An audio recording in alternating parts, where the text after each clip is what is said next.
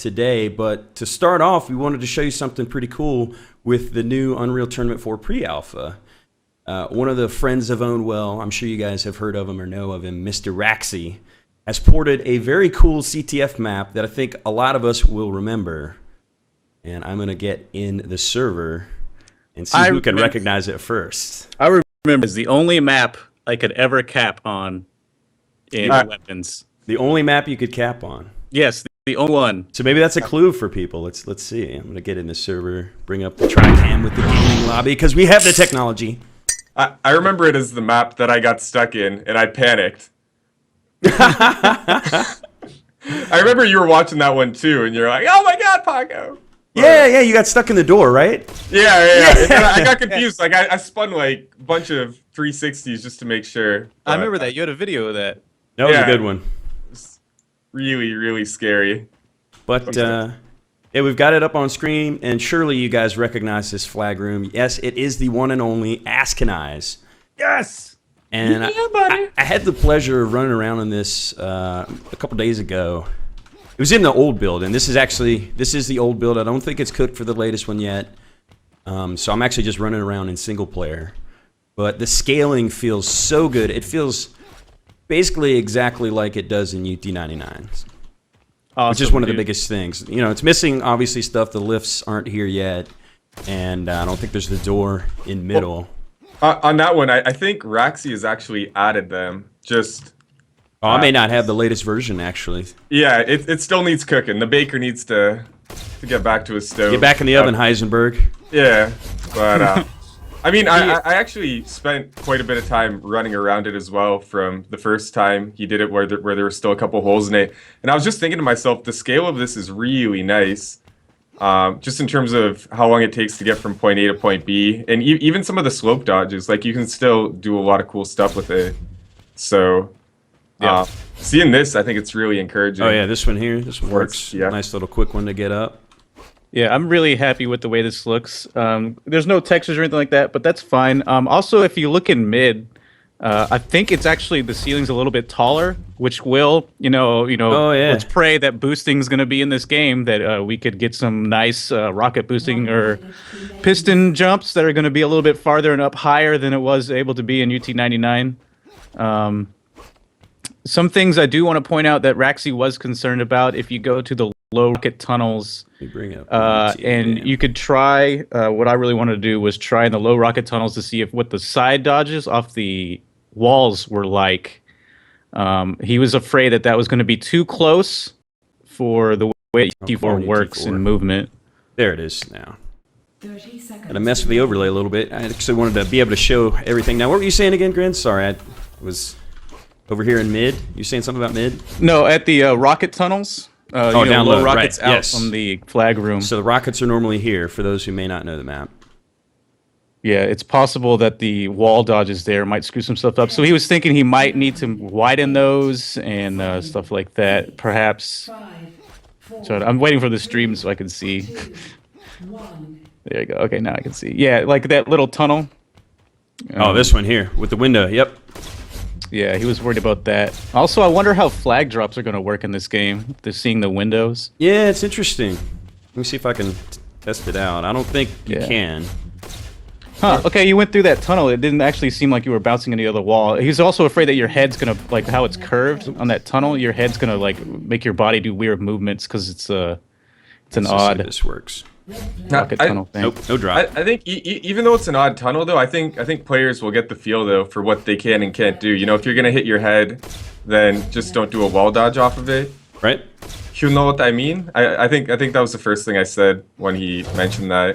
Also, what do you guys think of flag drops? By the way, is that a good aspect of the game, or is that something you think we could do without? I don't think it'd be game breaking if it's not there. I think it added a lot of dimension to certain maps. I mean, obviously McSwartzley would have been in a totally different map without drops.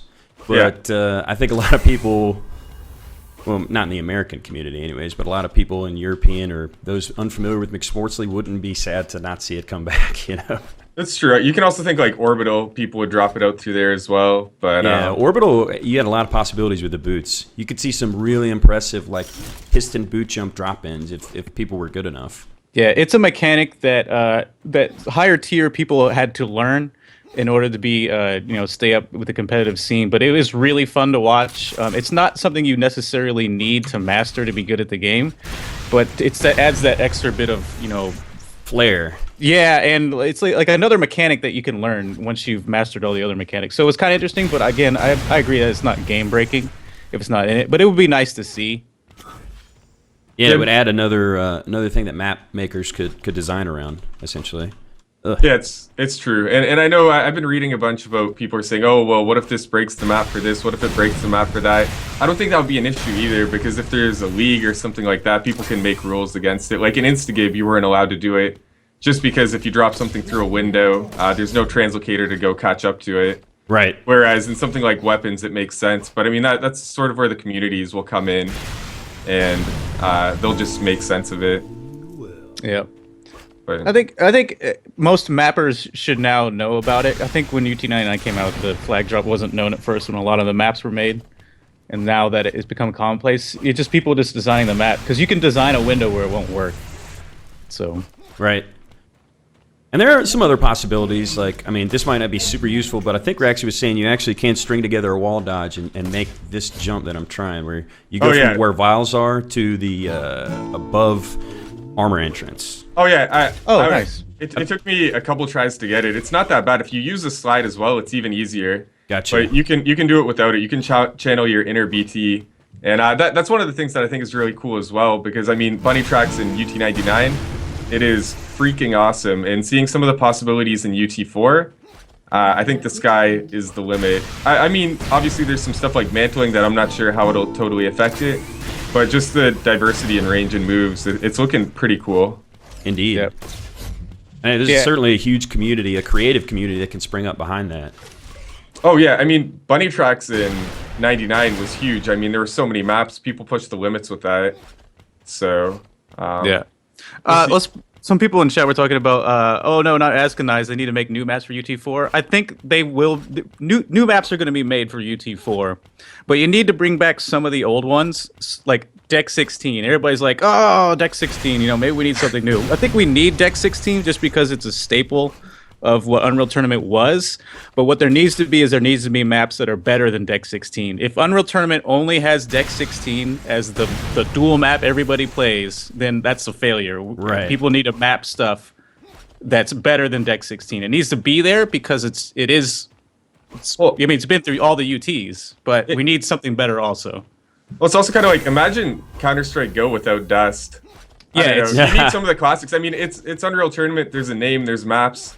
Obviously, there's a lot of room for creativity and new stuff, and I think new maps will be awesome. And with the possibilities with the engine and the editor, I think we're going to see some really cool stuff. But it doesn't mean you can forget about where you came from. And speaking of the engine and the editor, it's very accessible. So, anyone who wants to try it out can buy it for a month, and if you don't like it, you can cancel the subscription. But along the lines of what you guys were talking about, using old maps, that's a great way for new mappers to start out. Try to build something that's familiar, and once you feel comfortable that you got that, then you can start doing something creative and doing something new. Because the engine is a lot easier than it used to be to develop things for. So I encourage anyone who's even just curious about it to go check it out. Just drop $20 for a month. If you don't use it again, you can cancel it, and you can keep that version of it into perpetuity. You just won't get updates. So that's true. It's pretty cool. That's actually what I did. So if I want to fiddle around and play with stuff, I can do that. Yeah. Also, to go back to BT, I think BT, if the movement for UT4 works, I think BT is going to naturally happen with the mappers and the way that the map editing works, just because people are going to do it for fun to try and make maps, and that people are going to play it on servers. So I don't think it's anything that developers need to do. As long as the movement works, people are going to make it. So right. It's going to happen. It's almost a necessity in UT now, and that's what's great about Unreal Tournament is all the modding that can happen. It's not like a CS:GO where they only change like 3 things an update, and it's something small like now you got like tagging. Right, yeah, tagging. Yeah. They adjusted movement a little bit, but that was kind of a long time coming. Yeah. It is, like you said, people have a little bit of a say in it, but they don't have the flexibility or the ability to just let's mod the Yeah. game so much and do what we want with it. You know. I want to play CS:GO in a giant bathroom. Nope, that's wrong game, buddy. Go back to Yeah. UT. Pretty sure you're looking for UT Siege. So Yeah, with some unsavory things going on in the upstairs window. If anyone knows that. Yeah. What map was that? Where you could Those, go outside in the playground? bedrooms 2A. Yeah, bedrooms. And you could shoot the birds, and the scars would come out with the nukes. Yeah. Oh yeah, Oh, man. that's one of my favorite maps still of all time. I just remember being on the pubs, being filled with so much wonder, seeing the Scar just charge after me with Redeemers. Yeah, indeed. yeah. But speaking of, I mean, this map, very nice start by Raxi, and something that's sorely needed for testing the new UT4 CTF is, like we said, kind of some familiar maps like a Deck 16 CTF map. If we could get this and maybe like an Orbital or something, just to get some serious testing going, and Orbital, particularly ugh. fix the translocator. Because you kind of need a wide berth of maps to test. Because CTF is so diverse like that. You can have these really tight, close quarter games on maps like Azcanize, and then you have like a Terra or an Orbital or Bulwark, those kind of more open maps, Lava Giant. I'm not saying these all have to be remade, but maps sort of like that can produce similar gameplay. Yep. Yeah, I think it's a good starting point just to see where it's at. And as I said, I think one of the coolest things about this map is just it shows a very interesting scale. It feels familiar. And so I would love to get some just pug games going on this. I mean, it'd be great. Yeah, and I mean that's something that we're going to be doing. We're going to be organizing playtests, etc. And I think the first Azcanize playtest could be happening pretty soon, and should be interesting. Yeah, and I think there is the new build, I believe, has fixed a lot of the mouse errors for people. So a lot of people I know in the last couple builds were like, oh, I don't want to play, the mouse is all jacked up. But now you can get in and play, and a lot of people are saying the mouse is a lot better now. Yeah, they definitely isolated the issue, I think, and fixed it, so it's feeling a lot better. And I think if you type !UT4 alpha in chat, it'll give you, Nightbot will give you a link to where you can go download the game and a convenient program called UT Launcher to get in the action. Because Yes. it's free to everyone if you want to play it, and they do new builds basically weekly. And I think I watched the last developer stream, and they were talking about what they want to do with the launcher is that it's going to auto update the game, kind of like what Counter-Strike does. And I think that's really the way to go. I think because a lot of people are kind of don't want to go all the way to forums to get another one and blah blah blah. And I think after they get it out in, I guess, quote unquote production, Right. it's going to be easier to keep everybody on the same page, which I think is a step in the right direction. So yeah, you guys want to actually get in and do some gaming? We've taken a look at Azcanize. I think everyone's gotten a cool look at it, and we'll certainly see more of it. But what do you guys want to play? Yeah, let's just play some DM Weps. That's what I'm down for.